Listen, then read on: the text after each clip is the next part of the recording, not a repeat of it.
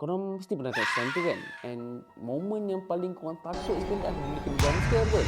Kepada siapa-siapa yang nak buat cerita horror lepas ni, saya ada sikit tips untuk korang. Sebelum tu, jangan lupa untuk follow ya. Untuk cerita tu lebih seram, korang kena lebih pentingkan momen sebelum jump scare. Kat situ, korang perlu datangkan rasa uncertainty, ketidakpastian kepada penonton. Kat situlah korang akan bermain rasa takut tu terhadap penonton korang. Contohnya, korang boleh tengok dalam horror short film daripada Safwan Nazri, Persimpangan Mimalan.